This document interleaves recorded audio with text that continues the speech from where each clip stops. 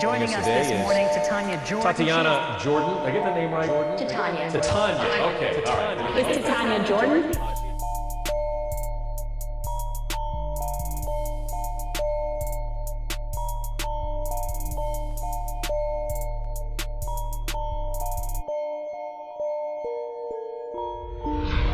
So I'm here with Kunbi Tinuoye. Did I say that right? You absolutely did. Yes, awesome. Great job. From someone with an unusual name. Yes. I really want to make sure I get it right. Yeah. Thank you so much for being here. You are an amazing woman, entrepreneur in technology, founder of urbangeeks.com. Yes, absolutely. And that's urban, Geekz. Yes, .com. Z, Yes, very important. Yes. And we'll make sure to have that website below. Also a journalist with a global footprint. So tell us, how did you get started with Urban Geeks? Okay, so let me rewind. Please. Because so people can really get a very good idea of why I launched the brand. Please. So let's just go back to 2014. Okay. In 2014, at the time, I was a Southeast correspondent for NBC's African American website, thegrio.com, which at the time was, a pretty high profile brand. Probably one of the top 10 African American websites in the US. Amazing. And about 2014, 2015, I was thinking, I wanted to move on. But what I what really kind of struck me is that in the 4 years that I was in this very high profile job, in 4 years I wrote about 4 stories about business, science, technology, and innovation. In 4 years working for a really major brand. So I kind of really knew just from doing that there was a big gap in the market. Yeah. That's, there was somewhere in between the big technology blogs and obviously what the minority websites were doing, there was some kind of gap in the market. So that's really what propelled me to start the website. Wow. It's a very compelling story. Yes. A wonderful reason. Yes. And it's been very well received. Yes, You absolutely. have amazing traffic, amazing content, Yes. amazing support. Talk about your growth and what you've Yeah. experienced. Well, it's funny because you know what it's like when you launch these things, especially launching a bootstrapped startup, you know, with very little funds and resources. At the very beginning, I had a lot of naysayers. They said, "What are you doing? You're not going to be able to do this," But I just threw myself in and just did what I felt needed to be done. And I think within the first 3 months of the site going live, we had stories that had 40,000 Facebook shares. No PR company because we couldn't afford it. Right? No marketing, anything. Yeah. So we actually have amazing traffic and traction, and it's all organic.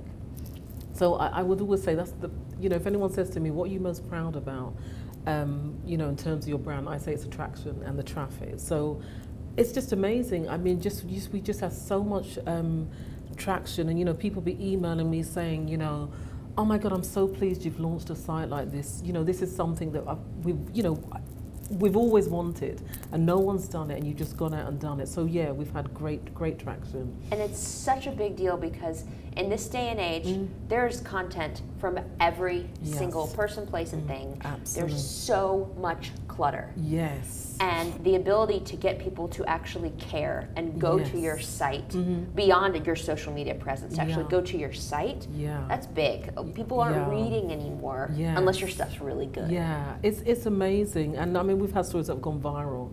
We've even had when Obama was, we've had the White House retweet some stuff from Urban Geeks. So it's just been amazing.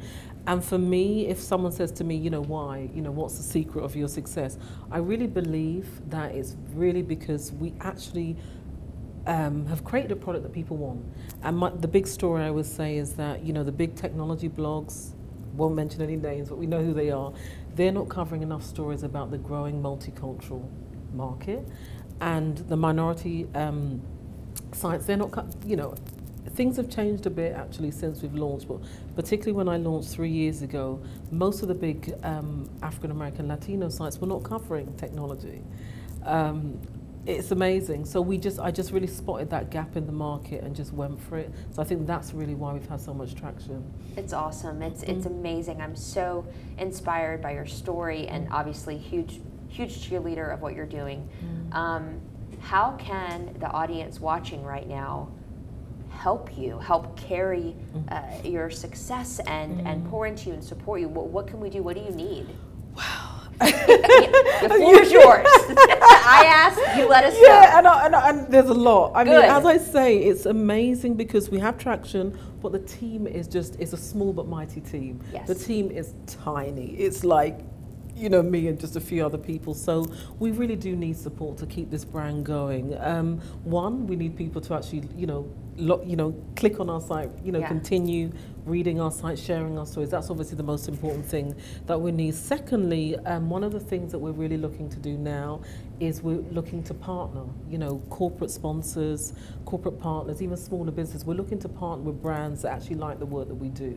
So that's something that we're really, really focused on at the moment. So yes, if you like the brand and you love the brand, please, get in touch and let us know if there's any way that you can actually work with us. So that's really kind of the main thing at the moment.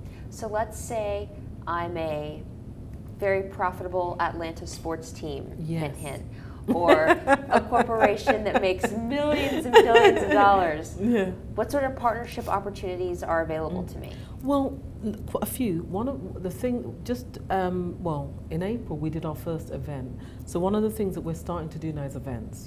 On-site, great events with great speakers. So that's one thing. Obviously, partner with us for specific events. We actually have an event coming up in September, focused on raising money for your startup. So we're looking for sponsors very specifically for that. So that's one where you could come on board, partnering for a specific on-site event. We also have a show, and hopefully people are really aware of that. We have a show called Geeks Watch, which is amazing. Really great show. It's in the sort of format of a news show, but we basically highlight business, science, technology, and entrepreneurship. It's amazing. Where does it live? Oh, it lives. It actually lives on YouTube. Oh, perfect. YouTube, and also we have a page on the site called Geeks Watch, and it's actually editorially it's amazing. Well, great, because people who are watching this show on YouTube or in social media, we'll just drop a little link right over there. So you're already there. You're already interested in tech and innovation and inspiration. You might as well just go visit that show as well. Yeah, so that show's amazing. So that's another thing. There are also partnership opportunities for the show. Obviously, in terms of branding and logo, we could get your logo on the show. That's another aspect. And thirdly, we just, are looking to cross-promote with brands that really care about what we do. So, we have a very well-received newsletter. I don't want to say the numbers, but we have, really sort of high-traffic newsletter. So, we want to sort of work with brands, and they can have logo placement on our newsletter. There's editorials. I mean, there's so much scope, because obviously we do. We do print, we do, and also we do broadcast as well. So those are kind of the three main areas that people can sort of come on board. That's great. And so if I'm a media buyer, or again, a brand with a lot of money, what is the demographic that you're reaching? Obviously, it's African-American, Latino, affluent, educated. College educated, And what else? What other demographic information can you tell us? Well, and the thing I always really like to highlight this to people, Urban Geeks, we are headquartered in Atlanta at ATV, which is an amazing place. So we're headquartered here, but Urban Geeks is not a regional platform. So yes, so it's huge. It's global. Yeah, it really is global. I mean, in terms of our demographics, we have great readership in Atlanta, obviously, because we're based here, but we also have readership in New York, San Francisco, Chicago, most of them are urban hubs in the US. And then on top of that, we have readership overseas in London, Johannesburg, Lagos, I'm in South America. So this is a global brand. So in terms of demographics, obviously African American, Latino, multiculturals, women as well, of any demographic. And then obviously multiculturals, across the globe, whether you're, Black Brit in the UK or whether you're living, Latin America, that's our audience as well. So it's pretty big actually, That's amazing. Yeah. What are some of the goals you have both for the rest of this year and beyond? Okay, so first goal really is to just really get some sponsors and partners, really to come on board so we can really take the brand to the next level. I would say to people, we have achieved all of this with absolutely no funding, which is crazy to have a brand that is making traction, having impact, It's just amazing, and you know, with a global footprint as well. So, for instance, next week I'm speaking at a conference in San Francisco. They reached out to me. They know the brand. You know, a really big tech conference.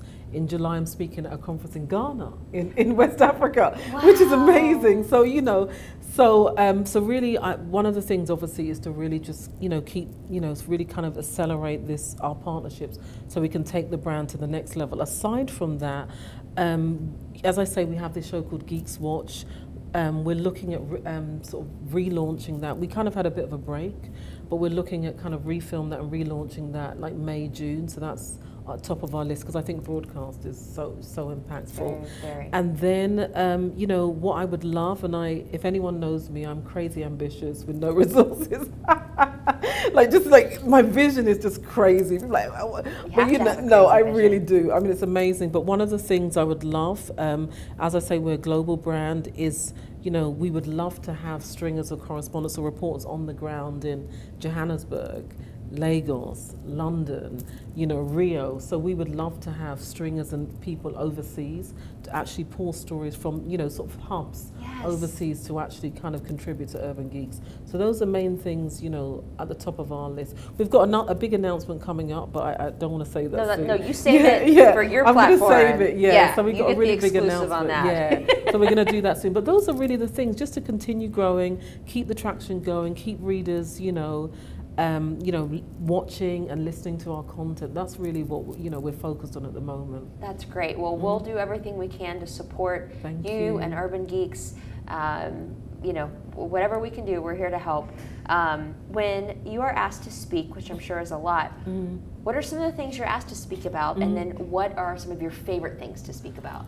Okay, so some of the things I'm asked to speak about. So for instance, the conference in San Francisco, which is next week, I should give them a shout out actually, Be Woke San Francisco. It's amazing. It's actually, and this is, I just mentioned them as well, the organizers of that conference are Be Visible, which you may or may not have heard of. The founder is a Harvard MBA, really smart Latino woman, and she set up a platform focused on Latinos and multiculturals. And basically, it's like the kind of Latino LinkedIn, because according to statistics, like Latinos, for whatever reason, I'm not sure, don't actually engage with LinkedIn. So she's actually set up I would sort of say an alternative brand which is doing really well. So for that speaking engagement, really the topic there is multicultural storytelling. And one of the things I really like to touch on is just, I really like to tell people why I launched a brand. And the reason that's so important for me is I really believe, and just really, really believe, that for a brand to be successful, it has to be driven by passion. One, knowledge of the actual marketplace. I'm an ex-journalist, ex-BBC, NBC journalist, so I can work on my own website. That's the first thing. And then secondly, passion.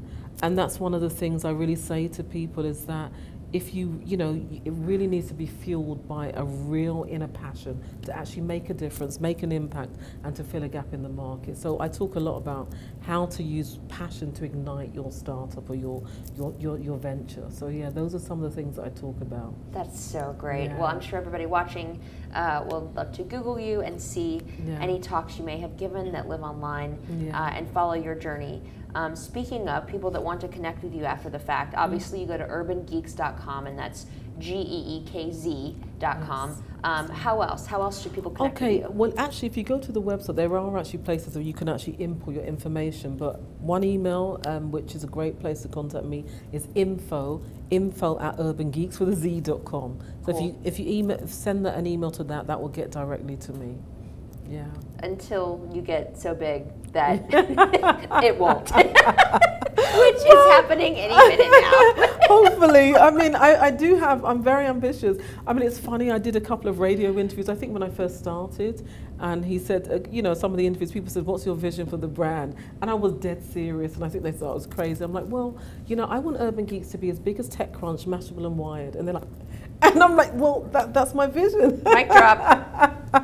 No, I was interviewed for an article in Simply Buckhead not too long ago. Oh, yeah. For an app that was like nowhere near Facebook, but I was like, it will be the Facebook for parents, period. Which is, well, yeah, you got it. It's self-belief. Yeah. I mean, it really is. They were like, I mean, you sure about that? I'm like, dead serious. So, whatever, but definitely, I mean, the thing is, if you got to believe, I mean, who's going to, you know, you got to believe in your product and your brand, and you got to just think big. And so that's, even though, so that's the approach I've taken. It's just a huge vision, and people are like, oh my God. And I'm like, well, it's great. Yeah. It's inspiring, and Thank just you. like the board at Atlanta Tech Village says, dream big. Yes, you know? absolutely. Work hard, dream big, be kind. Yes. All of which you're embodying. Yes, absolutely. Yeah, absolutely. So before we close, is there anything else you'd like to share with our viewers? You know? I think probably the only thing I would say is that if you are interested, because I know a lot of, you know, entrepreneurship is really hot now. You know, everyone's kind of wants to, you know, be a CEO of a tech startup. You know, I think that, you know, if you really believe in, you know, your product, your brand, your service, just go for it. Especially if it's fueled by passion. Especially if you know it's really fueled by passion. Just go for it. Go for it. Yeah. Just go for it while you can. Yeah, life absolutely, is short. Absolutely, yeah. That's it, really. Awesome. Yeah. Kunbi, urbangeeks.com. Thank you so much for your time and for being here and for all that you're doing. Thank you so much. Thank you.